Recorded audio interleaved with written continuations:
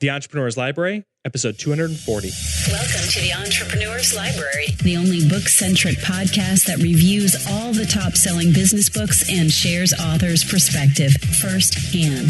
This is your resource to finding the next great book that will enable you to grow personally and professionally. Welcome your host, Wade Danielson.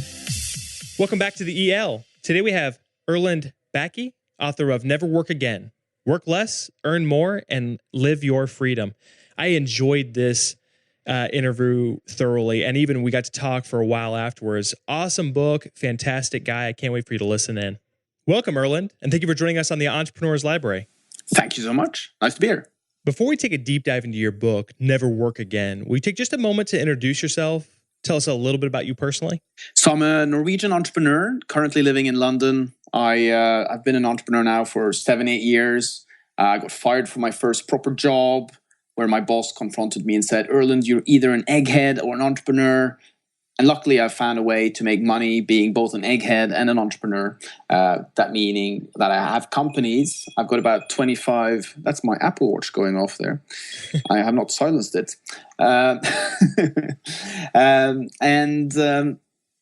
make money predominantly within the photography-related industries and in outsourcing.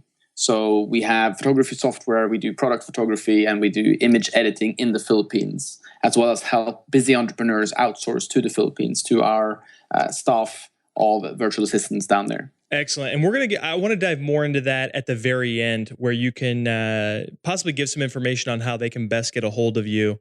The listener can get a hold of you if they're in need of that kind of service. But so first off, thank you for sharing that. Let's jump right into your book, Never Work Again, Work Less, Earn More, and Live Your Freedom, which was made available back March or early 2014. And Erland, we're going to move quickly, but here are the top questions that really this listener and this future reader would like to get answered before purchasing, investing, and reading your book. And that's the first one is, what was the inspiration behind writing Never Work Again? Well, the inspiration was that I went for the money. I want to make $25 million and sell a company by the age of 35. That was my end goal, and my end goal was that because I thought that having $25 million would solve all my problems.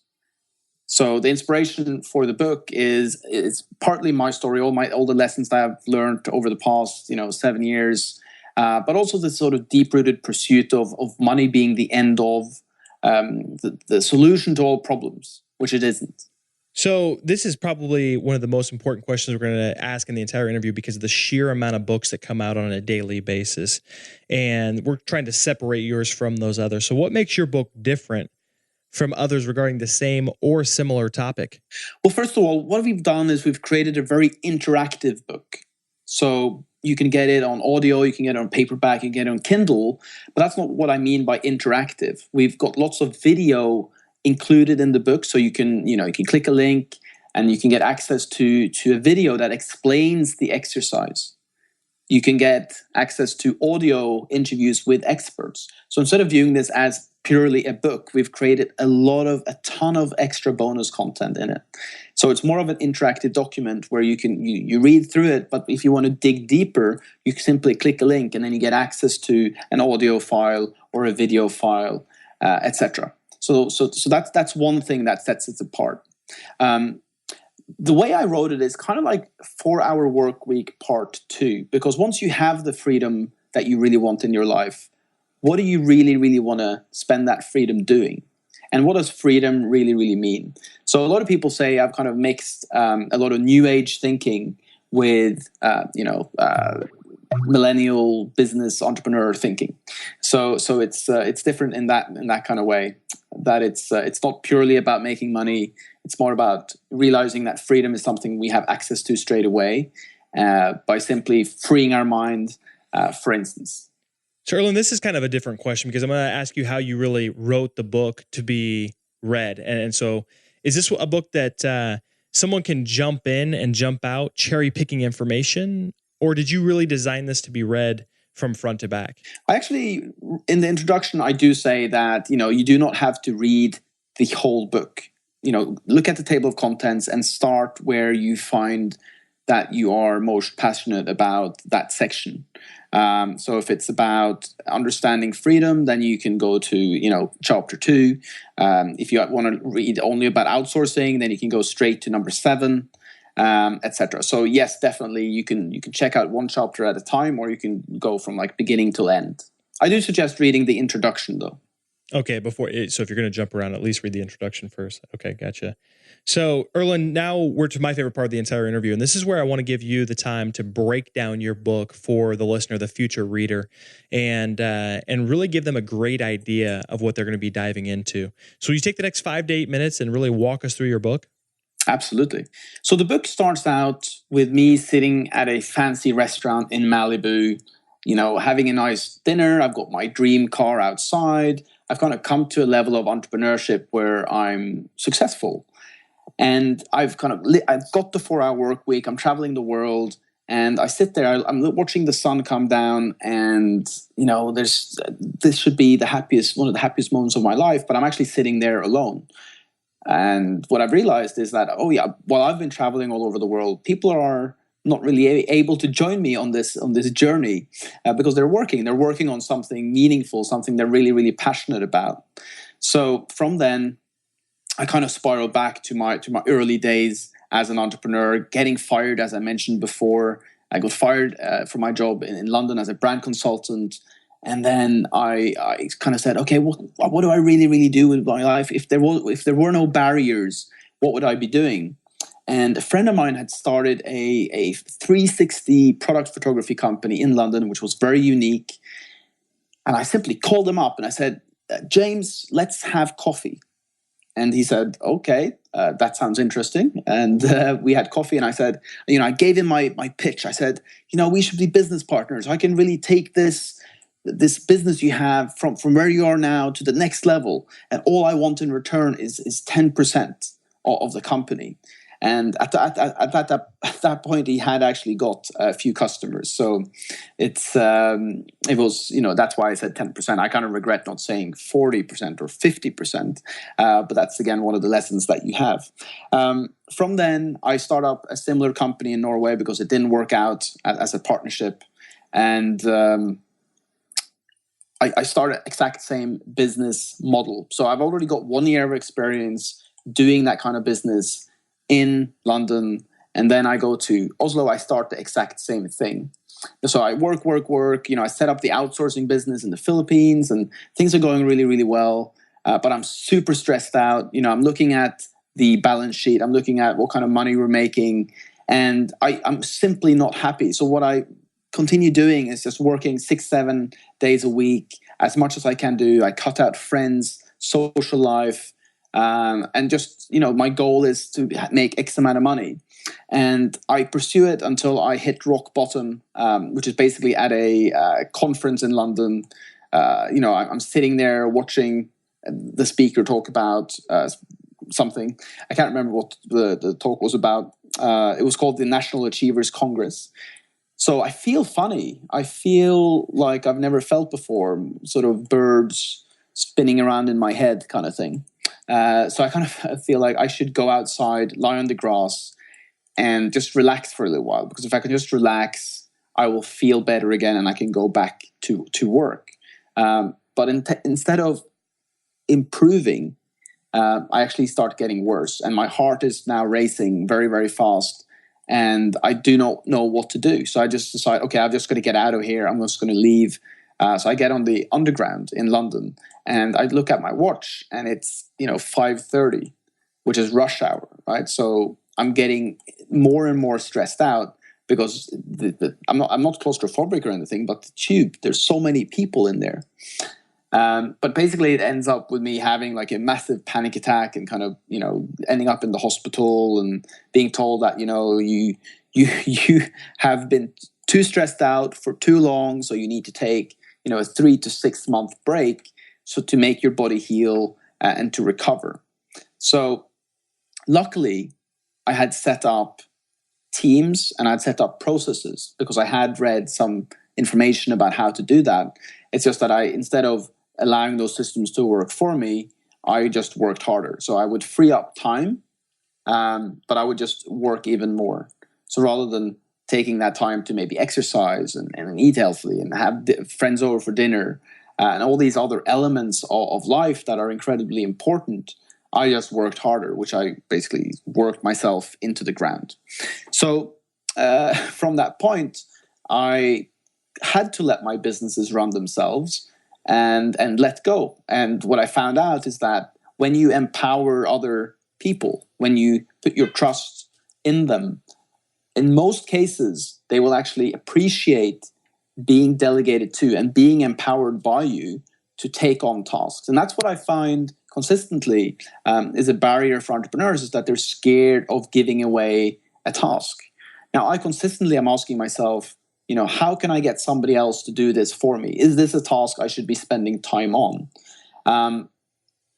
So at this point in the book, we've kind of gone through the intro, and I'm at a point now where I'm really asking myself these questions. Is it really worth working all my life just to have lots of money? And what would I do with it if I end up at 50 years old with $25 million? Then what about the rest of the years? So it's really about freedom in terms of figuring out what freedom really, really is for you. Because most people think freedom is in terms of, being on a boat and not working and, lying on the beach. And I've done that. I've done that form of freedom. So basically, after I recovered, I started just traveling the world, and I simplified my lifestyle. Okay, so I cut out all the sort of unnecessary costs that I didn't need, and I just started traveling. I traveled all over the world, and I'm still doing that. I just moved back from New York to London. But on that journey, I really had to figure out, what am I really, really passionate about? What is freedom to me? Because work is actually a big part of life. And the kind of freedom business that I talk about in the book is related to doing what you love. Because freedom is actually doing what you love in life. So yes, it's working, but it's also learning a new skill. If you want to learn some kind of martial arts, then that's a form of freedom, the freedom to do that. So the predominant, about 50% of the book is actually delving into freedom, what freedom really is about, understanding it, figuring out how much money you really need, renting things instead of buying things, which I've done multiple times. Which brings us to kind of chapter 3, which is all about freedom, what it is about, what freedom is to you, lots of exercises, and getting clear on and defining what that is for you, so that you're not running after somebody else's success rather than figuring out what success is for you. So that brings us sort of to page 121, where we start talking about your freedom business blueprint. Because once we figure out what we really want to do in life, it's about understanding that a business is nothing more than a set of systems. And every single business needs to have a CEO, sales and marketing department, a production department, and an admin department, right? So most people that are starting a business, they don't understand that if you have a team of 4 people, you can basically build any type of company as long as they're talented and dedicated and focused on also your vision. So your freedom business delves into and uses the business model canvas.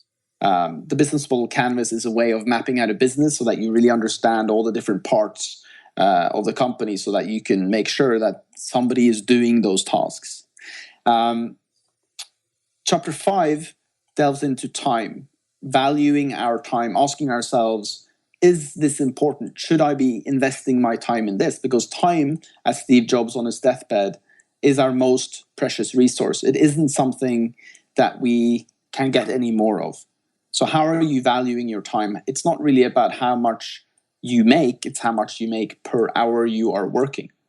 So part of that is I'm talking about a doctor friend of mine, who makes the same amount of money as I do, but he has to be in his office. He has to exchange his time for money. whilst I'm traveling the world and I have other people doing the tasks for me, and I work on the higher income generating activities in the company because I've built systems and delegated and outsourced. Chapter 6, Business Autopilot, is how to start building systems. One of the things that you will really, I believe, people listening to this podcast really enjoy is the sort of cookbook approach to making systems. Because I have manuals in my companies for everything. In my image editing company, the manual is about 400 pages, and it's a PDF document, and every single rule of everything we do is in that manual. So, if a manager leaves, then the new manager comes in, has to go through and read the manual to really understand how the company is run and how it's built. So Business Autopilot is very much about understanding how to create a tutorial or a system that somebody else can do. And that is using software like ScreenFlow, and audio just like this, recording a audio about how to do something, or simply writing down in a Word document all the different step-by-step things that need to happen for a certain task to be accomplished. So what I suggest everybody listening to this podcast should do is just look at a cookbook and look how it is made. You have a title, you have a picture or a video, you have ingredients, then you have a step-by-step way of putting it together, and then lastly, you test the results, and then you serve the food to the customer, right? So every single little habit in your business should include a different recipe on how to put it together. So that's that Business Autopilot. Chapter 7 is all about outsourcing. Now, I've been very successful in outsourcing to the Philippines. I've been doing that for about 7 years. I got started in outsourcing because my photography business came to a point where I couldn't use my right arm. I couldn't use my left arm. I was doing everything myself. And I just had to find a way to start outsourcing, to get somebody else to help me with my work. So that chapter is all about the lessons of outsourcing, mostly to the Philippines, because that's where I have my experience. But of course, those principles could apply to any country in any scenario. And then the book ends with a conclusion where, never working again is doing what you love. And when you do what you love and you are willing to challenge yourself in pursuit of that, you will automatically grow to your potential. And growing to your potential is the meaning of life, is the continuous growth as a person. And that is what true freedom really is about. So it's not a book about lying on a beach. It's a book about understanding that once you can do what really, really fulfills you, then you will have the ultimate level of freedom in your life.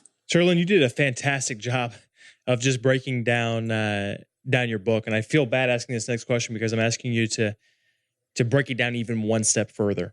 And so if the reader will only take away one concept, principle, or action item out of your entire book, everything that you just, and like I said, you just discussed so much with us, but out of everything you just discussed with us, what would you personally want them to be able to take out of it? I think for me, I thought money equaled freedom. So I put all my energy, effort, and focus on that one thing. Now, freedom is actually 5 things. You can have political freedom, which means, you can say whatever you want without getting killed or prosecuted or put in jail. Then there's social freedom. Social freedom is just being yourself, wearing what you want to wear. If you feel like wearing pink at the office, then you go to the office just wearing pink and you don't care what the consequences are. And the third level of freedom is monetary freedom, because then you can go and buy stuff, right? You can buy other people's time to do things for you. And that's also a level of freedom. Then you have freedom of mind. A lot of us are programmed by society, media, marketing to have certain thoughts, to want certain things because we think it will make us more happy. But real freedom is being able to free your mind to just be you. And the 5th level of freedom is seeing and understanding that, the oneness of the universe, that we're all here in the same place. We pretty much want the same stuff. And also watching the beauty of this planet spin around and all the magic that happens automatically without you having to do anything. And allowing that to be part of your freedom. So, and you said so many different quote-worthy things throughout this entire interview, and that actually leads into our next question, which is, do you have a favorite quote from your book? Maybe something that you wrote that you felt like would resonate with the audience, or since your book's been out for a little bit now, something that has resonated with the audience. And will you take a second to explain what that means to you? Is this a quote that from me or for somebody else? Ideally, I would love for it to be something that you wrote. If you don't have something that you wrote that you feel like would resonate with people, then yeah, something maybe that you quote, a quote that you put in your book. I think I'm going to actually choose somebody else's quote, because it's okay. A quote that something that I think about very, very often. When life gets tough, and it does, sometimes life gets tough. And it's something that I think about then. So the quote is, once we know that life is difficult, once we truly understand and accept it, then life is no longer difficult. And that's written by M. Scott Peck in the book The Road Less Traveled, which is actually a book from the 70s, but it's still very valid today, despite our iPads and iPhones. And that's actually, we're going to ask you for a recommendation here in a second, and we'll put that in the show notes at the EL podcast, and everything that we're talking about here today in the show notes at the elpodcast.com. So a huge amount of our audience, it just shows how busy / productive they are. They're mobile, way more than just the normal podcast audience. So this question, Erland, we take it extremely serious, because everyone asks for a book recommendation. We're not asking for any. We're asking for the book recommendation. So if there was only one book that you could recommend based on the way that it's changed your life, maybe created a paradigm shift or a lifestyle shift, which book would you suggest? So again, this isn't really a book that's very, very famous. It's got lots of positive reviews on Amazon, but it's called The Slight Edge by Jeff Olson. The reason why I like that book is because it makes little habits relevant. It made me understand the power of compounding habits. And that has been massive in my life. And it consistently is massive. So, for instance, I should go to the gym.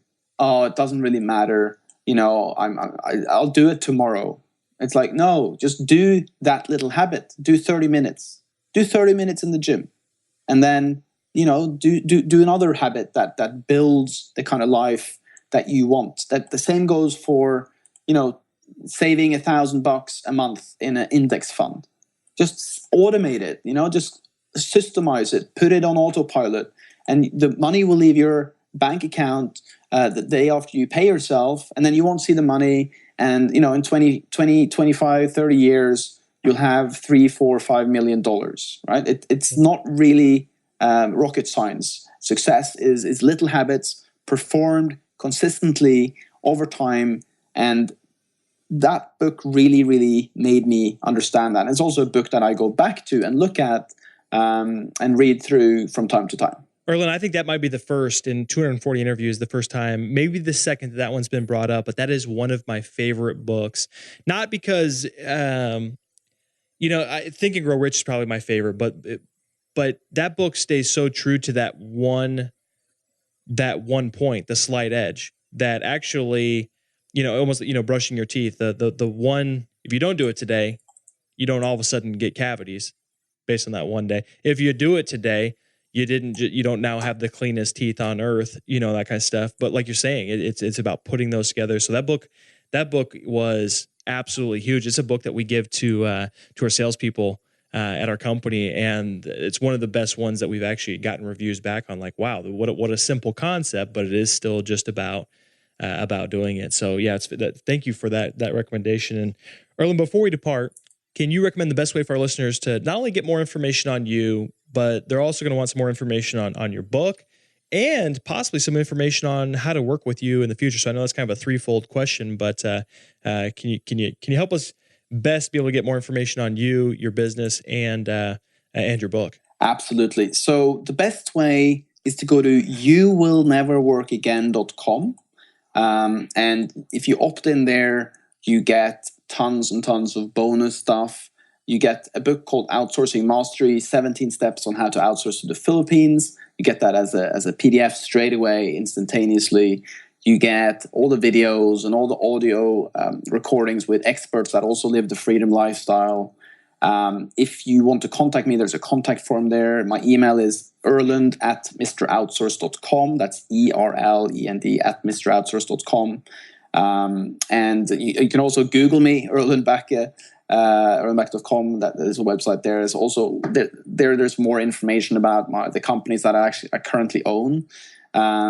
So I've got 3 companies at the moment. There's information about that there. There's also an opt-in box there where you get the same information as on youwillneverworkagain.com. Excellent. Yeah, I'm looking at your site right now. It looks fantastic, and there is a plethora of information. So we will put all those references in the show notes, like we discussed. And more than anything, Erland, thank you for coming on and sharing your book with us here today. Thank you so much. It was a true pleasure. Thanks again for listening in today. If you'd like more information on Erland or his book, Never Work Again, check out the show notes at the elpodcast.com. Looking for your next book idea? Head over to the elpodcast.com, where Wade shares his amazing resource, the top 10 business books recommended by over 500 entrepreneurs, with you for free. That's the elpodcast.com. Till the next time, keep it on the EL.